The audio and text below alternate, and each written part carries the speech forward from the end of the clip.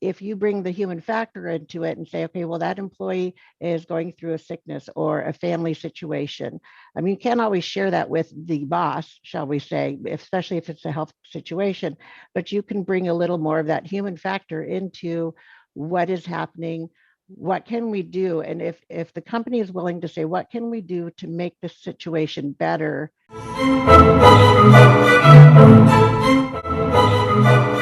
Apostolic activity for the 21st century. My name is Christopher Pereira. I'm the CEO of Tepeyac Leadership. And I'm Andreas Widmer, Director of the Sioka Center of Principled Entrepreneurship at the Catholic University of America. Thank you so much for watching. Today we are interviewing Micki Schroeder, and we thank her for being with us. Welcome to Apostolicam Actuositatem, Micki. Thank you. I'm so pleased to be here. Thank you, Micki. Would you start us off by sharing a little bit about yourself with our viewers? Okay, of course, you saw Micki Schroeder, and I was with the 2019 TLI cohort. I am the CEO of Trilinear HR Consulting and Business Solutions, and a mother of 4 and a wife of 33 years. Thank you for bringing me here. Micki, so your main focus professionally is human resources, right? You have a very successful career in human resources, correct? Correct. I've been in human resources for over 2 decades. I've been on directorship levels of our state Human Resource Council, and have been in various roles. In our business, we are either the sole resource for their human resources, we're the department of, and for some larger companies, we do project work or audits for them as well. Yeah. And when you think of, I always think, there's a huge missed opportunity with many companies with human resources, because sometimes it's an afterthought. They don't start with it. They bring it in when there's a trouble, or they bring it in at the end of the process. What are some of your key points of missed opportunities of how people use or involve human resources in companies? Human resources is probably one of the most undervalued departments in many companies because they're a cost center. They're not necessarily turning funds into the company. However, they are protecting the company from further fines or a disgruntled employee doing something drastic and having to report certain things. If you bring the human factor into it and say, okay, well, that employee is going through a sickness or a family situation. I mean, you can't always share that with the boss, shall we say, especially if it's a health situation, but you can bring a little more of that human factor into what is happening. What can we do? And if the company is willing to say, what can we do to make this situation better? You know, a lot of times human resources, whether it be from the company standpoint or from the employee standpoint, it has sometimes a very good reputation because they're being proactive in engaging the employees and working with them towards success, or they are considered widgets just like the employees are widgets in a company. So when I look at your background, I immediately, what came to mind is that whole idea of culture, because I just wrote a book called The Art of Principled Entrepreneurship. And in it, I claim that people think when they build a company that they build a product or a service or something. And I think what we actually build is a culture. It's a culture that builds products and services and so on repeatedly. Hopefully that makes for a good company. And that's your specialty, isn't it? That you basically say, look, let's not just be process oriented, but actually build a culture with the help and through human resources. Correct. And it's integrated with, you know, when we're looking at the numbers or the success of the company, the success is not necessarily just because the manufacturing is going faster or you gained more company or, you know, clients. It's that you're retaining or you have the top-notch quality people that are running your process equipment. Micki, I'm curious. Earlier you mentioned that human resources is in many respects about protecting the company, the organization. I wonder if there's ever a tension in between those two, which is the side of protecting the interests of the company, the organization, and really taking care of the needs of the employees, right? And is there a challenge to put humanity into human resources? Yes, there is definitely a challenge to put humanity in human resources.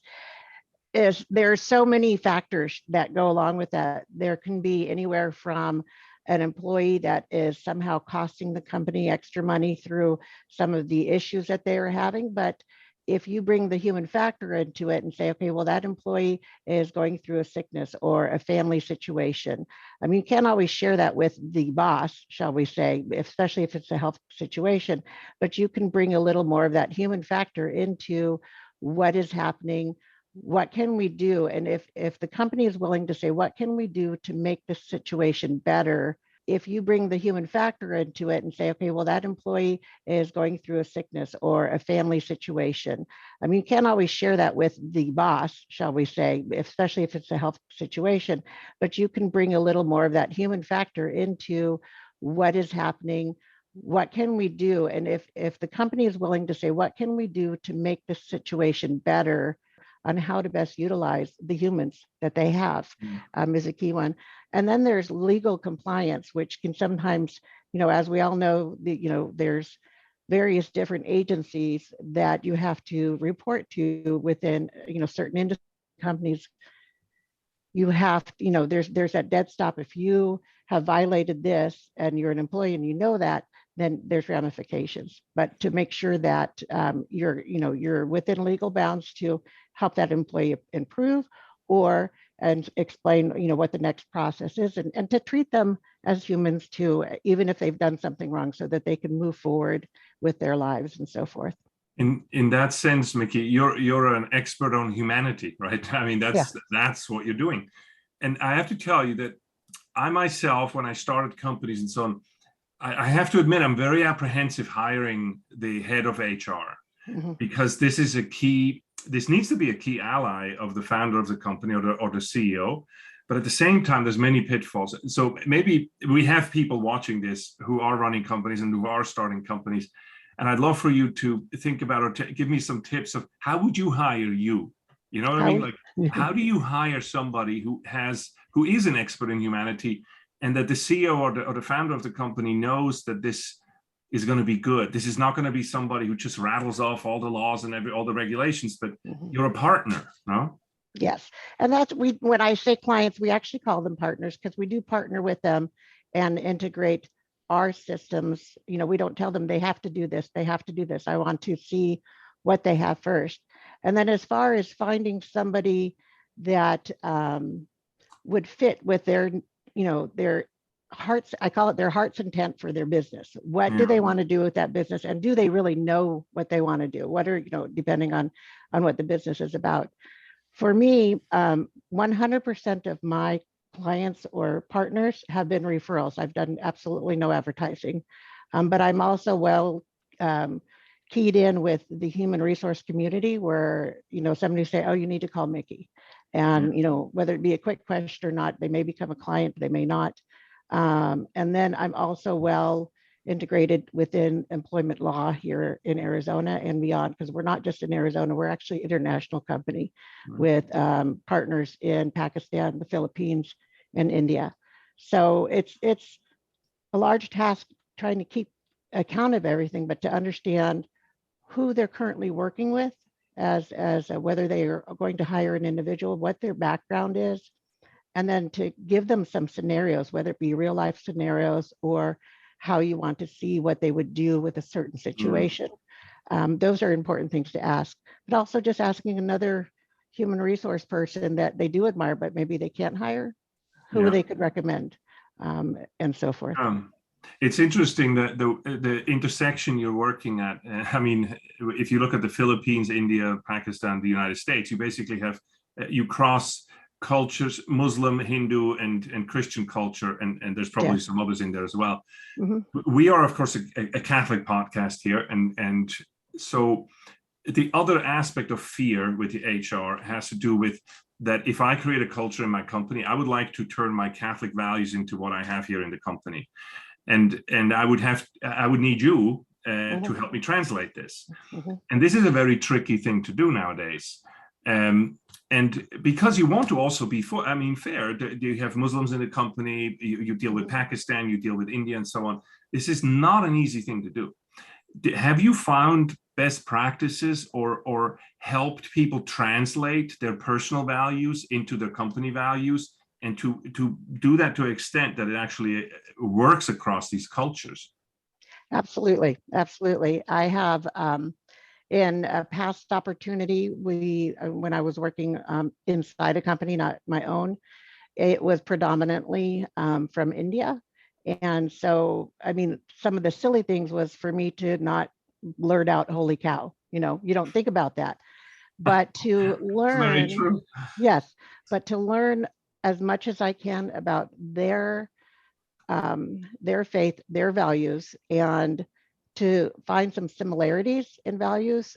The most interesting thing I've noticed and have been having conversations with one of my partners out of Pakistan is that the Muslim religion and faith is much more strict in many ways than Catholicism. And we would, discuss about how a lot of fallen away Catholics, shall we say, complain about the rules and regulations, and they can't keep up with it all. And then during Ramadan, he has to wake up a certain time in the morning. He can't drink water during the day, and I gained a lot of respect for what they do as people of true faith. And so, being that, yes, I'm Catholic, and he knows I am, and we have conversations around that. I can also respect the fact that he's able to adhere to what his belief is, but with love. So I respect and I love everybody that I work with as long as they're behaving, appropriately at work, but to also learn about their faith and make sure that I'm not doing something that's, highly contradictory to it, be open to criticism or suggestions from them so that we can just at least move forward with an air and culture of respect for each other's differences. So I would also, talk to them about some of their special holidays so that we're not missing something. And then I would maybe teach them. I remember one day I taught them about the small tradition of St. Nicholas, and I had, little gifts put outside their offices and stuff like that. So it's just about respect, and then everything else can come and be a culture from there. Micki, that's a wonderful way to bring ecumenism into the workplace. How about opportunities to actually advance the mission of the church?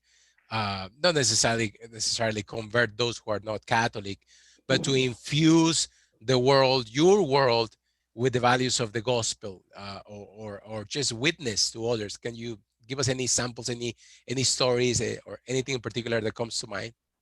Well, there's a couple of them, but what always first comes to mind is preach the gospel, if necessary, use words. So people should know, even though I can be silly and fun in an HR way, that I command respect and dignity, not just for myself, but for those that I work with, whether they're being good or bad, colleagues or workers or whatnot, that, a sense of dignity needs to be at all times. The other thing too is to, within your workplace, within yourself, whether it be something you have on you that can spark a conversation. If you're wearing a cross, you're allowed to wear that. I'm not forcing anybody to believe it or, genuflect my necklace or something like that. But one of my, I always have a water bottle on me because we're here in Arizona. I have a sticker on it that says, do what makes you. And then instead of happy, it's crossed out. It says holy. So that can be from any religion, but it's also kind of giving them, if somebody reads it or asks about it or whatnot, it's an opportunity for a conversation. If they're coming to my office and they see something on my desk, huge picture in the background, again, it's just another opportunity to start a conversation. So there are assumptions that, whether it be assumptions that I might have on another faith or that they might have on our faith, that we can have that conversation about. Yet I'm not going to necessarily say you can't work here unless you believe like I believe. That's not cool. I think the more, in my experience, I don't know whether you would see the same way, Micki, but business, it's easier to get along with other faithful people of their faith because they'll have a natural respect for what I'm doing, than for very, very militantly secular people who have no tolerance for this whatsoever. But they are in my company as well, and I have to get along with them, and they have to get along with me. That's when things get very difficult. where we have to find common ground that we can stand behind. Can you give us some advice? Because I'm telling you, everybody who's listening to this, who has any responsibility in this direction, that's their number one question, right? Yes, yes. And I understand that. Then there are times where I butt heads with individuals, or I feel sad for the statements that they make that are contrary to my faith. The best I can do is, if it's something that they've done or said, or a way that they're acting that continues to concern me or bother me, or, because I had, I'm not going to say, oh, you've offended me, you've offended, for every little thing. But if something that happens, or a subject or a working relationship that is not going well, it needs to be addressed. There's nothing worse for HR to hear is when an employee leaves a company and then lets us know that all these horrible things were going on that we could have helped or prevented.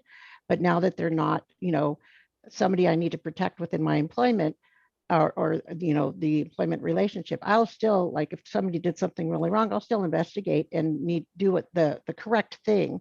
Yeah. But I could have been so much more of a minister to them in their journey of what happened.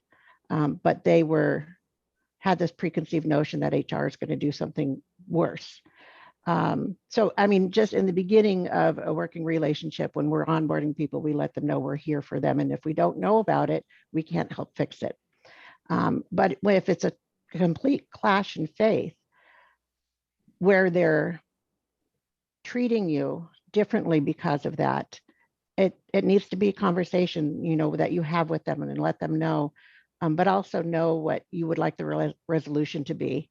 What the outcome to be, so they can understand where you're coming from and where you want to go with the relationship that you have. Are there places where one can go to get help with this kind of thing as a Catholic in HR that you know of? Yes. There's me, and then there is somebody that I'm mentoring right now that's in a current cohort, and she's talking about gathering a more of an association of Catholic human resource professionals. That won't be nearly as big as, there's a National Society of Human Resources where they have specific, like, California law, and they'll give you a certificate. You won't get a certification for it, but you'll be able to talk about common things and common issues that you can bounce that information off of. But places to go to your Bible, go to your mentor that hopefully is, along your faith lines, and talk it out, and they'll let you know immediately. If they understand HR, they'll let you know, you can't do that, you can do this. But if you have somebody that you have as a guide that you can pray with, you can help kind of work things out and see what, maybe you're making too big of a deal of something and you need to let it go, or, but maybe not along the HR, but just talk it out, and then see about talking to the relationship or the business relationship you have, so it can be moving forward in a successful way instead of hindering it. Micki, unfortunately, just when things get the most interesting is when we need to wrap it up. So okay. Thank you very much. It's been a pleasure talking to you today, and thank you for joining us. Thank you everyone for watching this show. I appreciate it. Thank you. Thank you very much, Micki, and thank you for our listeners. We appreciate that you spent some few minutes today with us, and we ask for your feedback and for your suggestions of who you'd like us to talk to. And when you like this, please help us spread the word.